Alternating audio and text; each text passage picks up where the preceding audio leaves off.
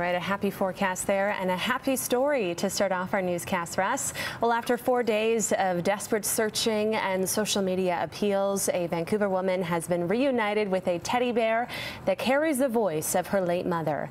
Greg Harper joins us from the West End in Vancouver, where the bear was originally stolen. Good morning, Greg.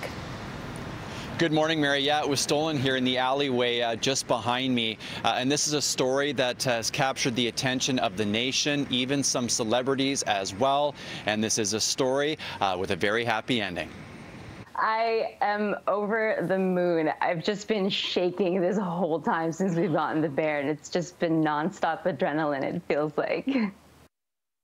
Always remember that you make mommy so proud. No matter where you are, a part of me will always be with you forever.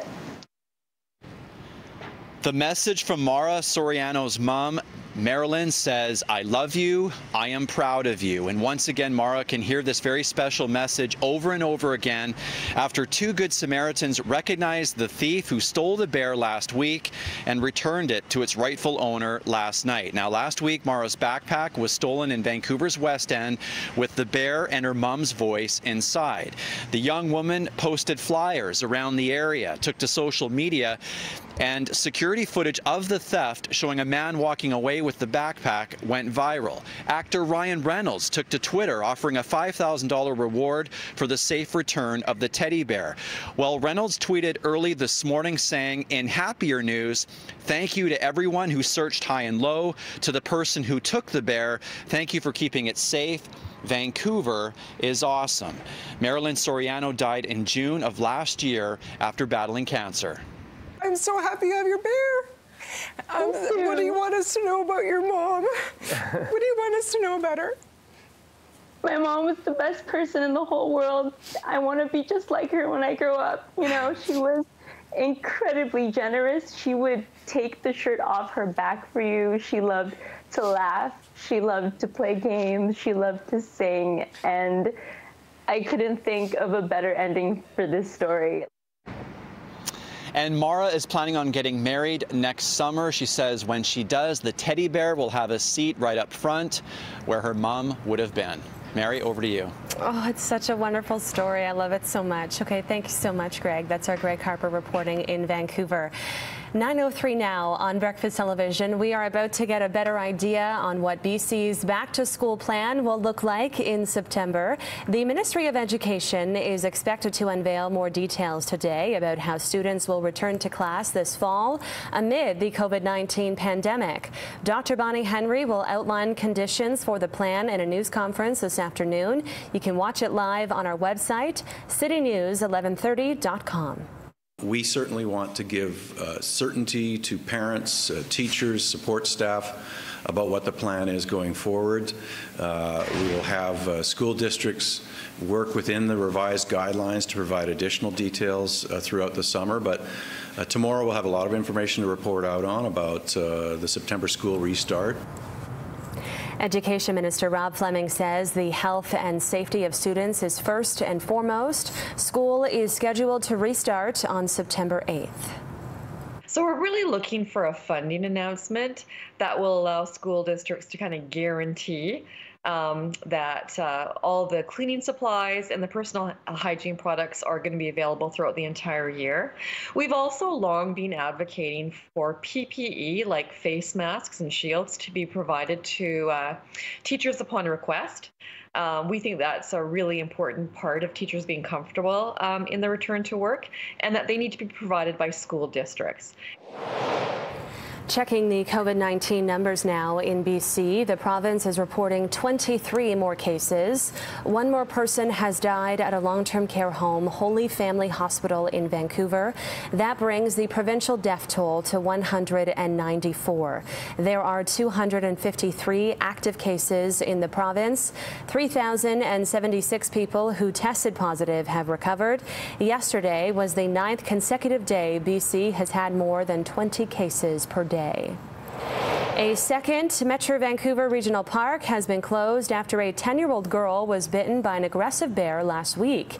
In a tweet, Metro Vancouver says Lynn Headwaters Regional Park will remain closed until further notice at the request of the BC Conservation Officer Service. The Lower Seymour Conservation Reserve is also off limits after the girl suffered non-life-threatening injuries when she was attacked on a trail last Friday. Conservation officers have said the bear has become too familiar with people.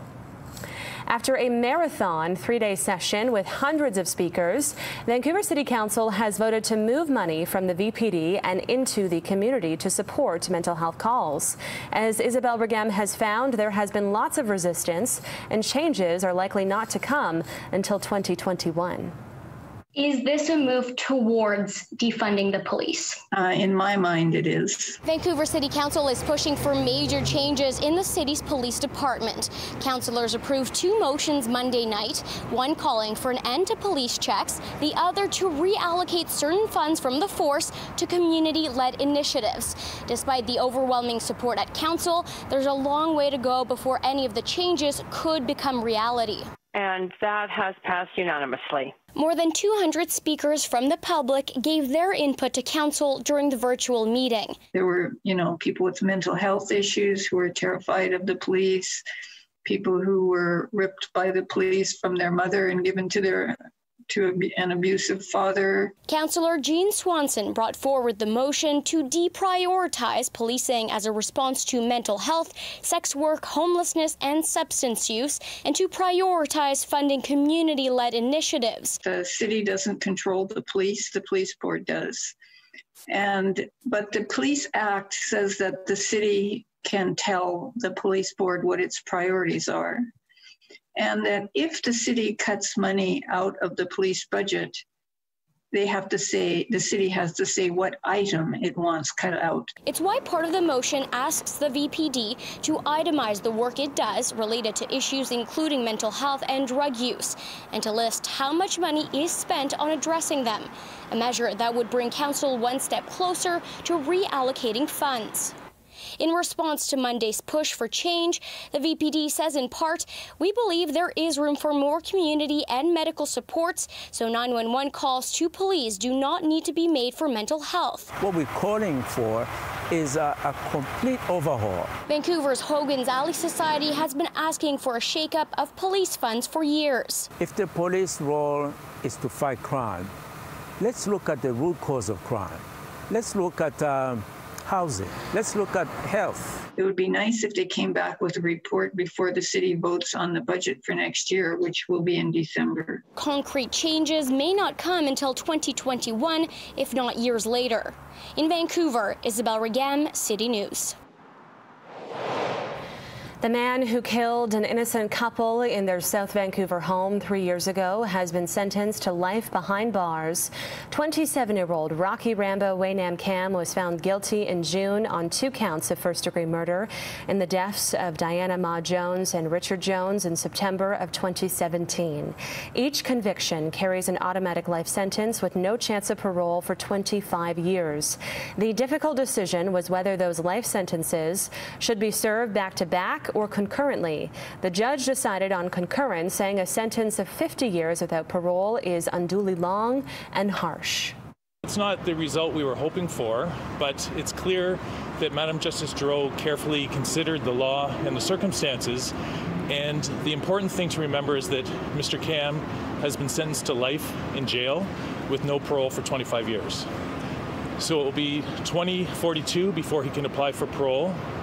And as Madam Justice Giroux pointed out, there's no guarantee that he will get parole. Cam admitted to the crimes but pleaded not guilty in BC Supreme Court. He had no prior criminal record of known mental health issues. Prime Minister Justin Trudeau is set to testify tomorrow over his government's failed contract with We Charity. The organization's co-founders were grilled yesterday. Mr. Poilievre, the floor isn't yours. Be to We Foundation. Mr. Poilievre? Without prior consent or approval. Mr. Poilievre, do I have to suspend this meeting? Because I will. Now there will be order, I'll suspend the meeting, and that's it. The conservative finance critic accused brothers Craig and Mark Kilberger of profiting from the canceled Canada Student Services grant program, something they deny. The House Finance Committee also asked why the We charity started hiring workers for the $900 million program before the deal was approved. The Kilbergers say they got the go-ahead from civil servants. We took the risk itself because simply, sir, we wanted to be ready for helping the students. Well, that, and we run a charity. This is what we do. Our whole mission for 25 years has been service to young people. So we were willing to take this risk. The Kilbergers also defend hiring members of Trudeau's family for speaking events, including his mother, Margaret, who is a mental health advocate. Several corporate sponsors like Royal Bank and Good Life Fitness have dropped their partnerships with We. Well, his carvings are well known around the world, and now a new toonie is honoring the legacy of Canadian Haida artist Bill Reid. The Royal Canadian Mint is launching this new $2 coin, marking the 100th anniversary of Reid's birth in BC to a Haida mother and American father. Reid began exploring his Indigenous heritage in his early 20s and quickly gained mastery in carvings like these. He died in 1998 after battling Parkinson's. 9:12 now on Breakfast Television. Time for sports. Dust off your jersey. It's a big night for Canucks fans as the team takes on the Winnipeg Jets.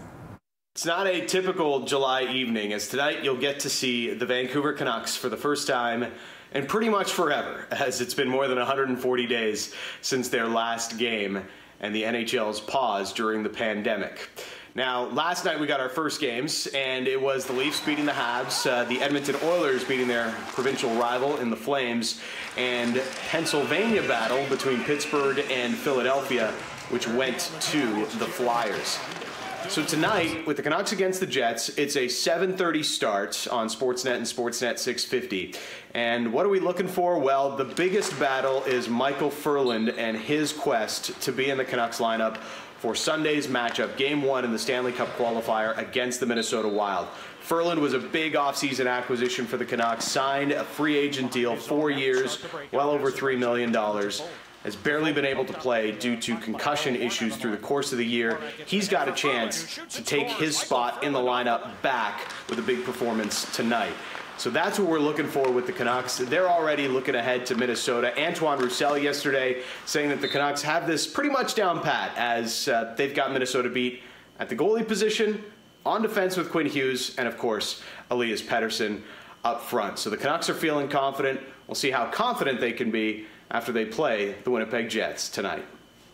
And that was Dan Riccio from Sportsnet 650. 9:13 now on BT Vancouver. A Vancouver woman has been reunited with the stolen teddy bear that contains her mother's voice. We catch up with Mara Serrano after the break. Stay with us. You're watching BT.